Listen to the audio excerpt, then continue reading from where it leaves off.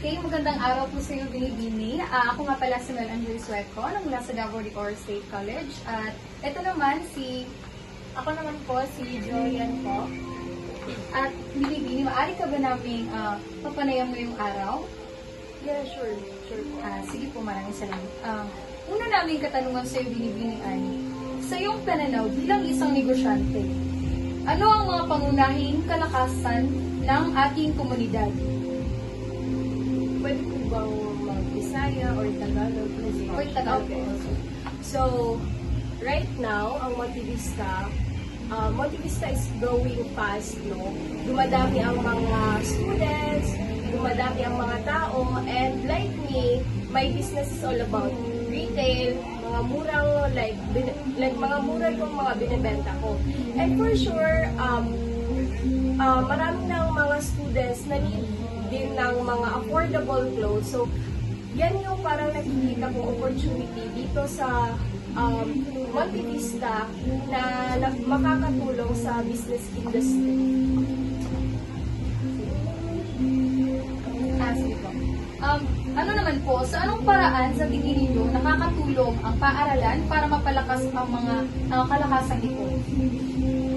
Of course, by teaching students about it, and also like right now, social media platforms, like pwedeng gumamit yung school ng social media platforms for awareness sa mga students and mga kahit sa iba't ibang tao. Ang pangalawang katanungan po, ano po ang mga pangunahing hamon o problema na kinakaharap ng iyong negosyo at ng komunidad niyo?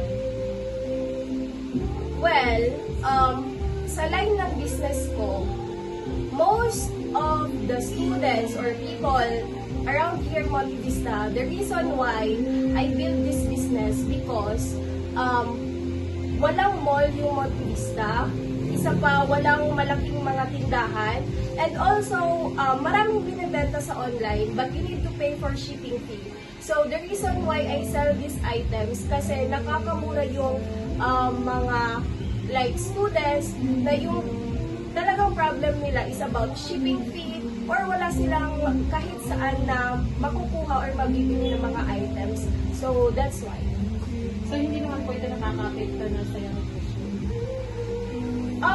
Well, I take it as like parang positive way, like an opportunity for me to like sell these items.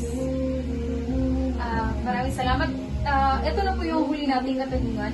Sa inyong palagay po, ano pa po ang mga pangunahing pangangailangan ng ating komunidad dito po sa Monte Vista in terms po sa pagninegosyo? Well, I think like Monte Vista is like not the same with the other municipalities na maraming banks, maraming malls, maraming mga malalaking establishment na nakakatulong sa Monte Vista. So I think sa mga business owners or sa like mga sa government, dapat din nila yung puunan kasi nakakatulong din yan sa improvement ng government at ng municipality ng Monte Vista. Ito na, anong mga programa po sa tingin nyo ang binigay ng ating gobyerno dito sa Monte Vista o mga inisyatibo na nakakatulong para matugunan po yung mga pangangailangan natin dito? For sure, marami din naman kasi marami din naman silang projects like mga pangkabuhayan, for vendors, for schools. I think they're doing great naman and marami namang like projects. I don't know like specifically anong projects nila, pero nakikita din naman natin na marami din silang ginagawa para sa progress and growth ng ating lugar. Okay po, maraming salamat. Once again, ito po si Ma'am Christine Marie Malones. Christine Marie Molones at ang iyong business po ay ang It is Belia Barato. I sell clothes, shoes, and etc. Thank you! Thank you po! Magandang umaga po, Binibini. Ako nga po pala si Joel A. Wagas. Galing po ako sa Davao de Oro State College ng Restaurants. At ito naman po ang aking kasama na si Binibini Nick. At ito po ang una naming katanungan po, Binibini. pananaw bilang isang negosyante, ano ang mga pangunahing kalakasan ng ating komunidad?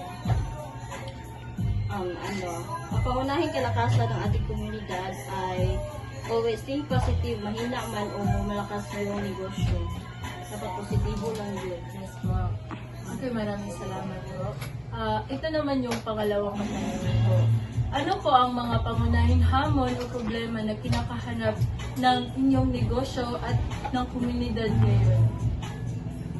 Ang problema ng aming kinakaharap bilang isang negosyante sa aming barbershop ay yung kalamidad.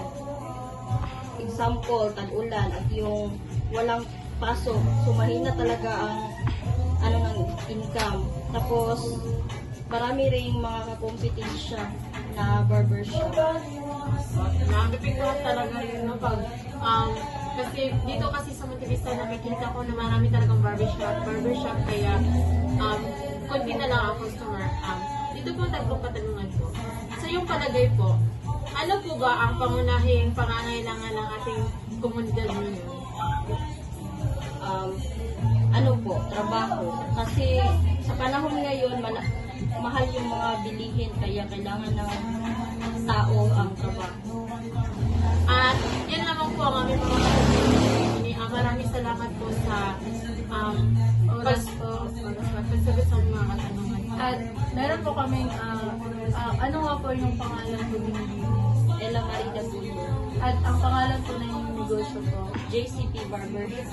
Maraming salamat po. May sapat po ba kayong suporta mula sa lokal na pamahalaan o organisasyon?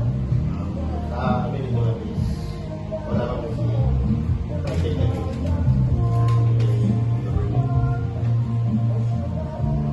Sa inyong palagay po, ano po ba ang mga pangunahing pangangailangan ng ating komunidad ngayon in terms sa negosyo dito po sa Montevista?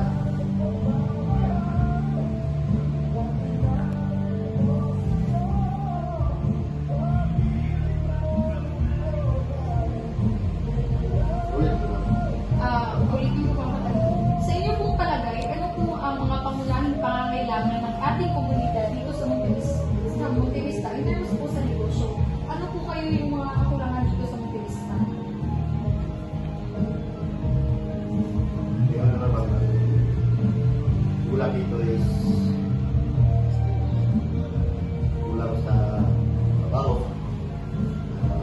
na tao. Then, ang sasakyan is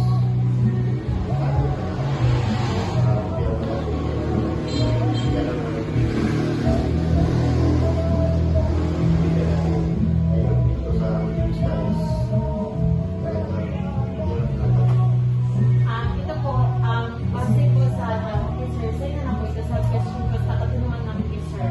Paano po ba nakakatulong ang mga estudyante o guro sa komunidad bilang suporta sa mga lokal na negosyo?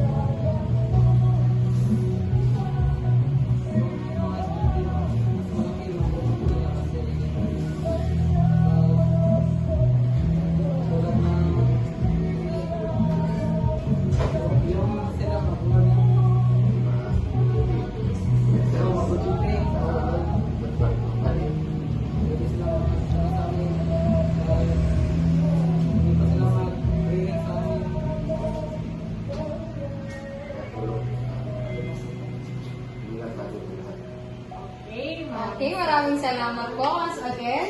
Ito po si Ginoong Jomar at ang kanyang manager na si Sir Adonis at ang kanilang business ay ang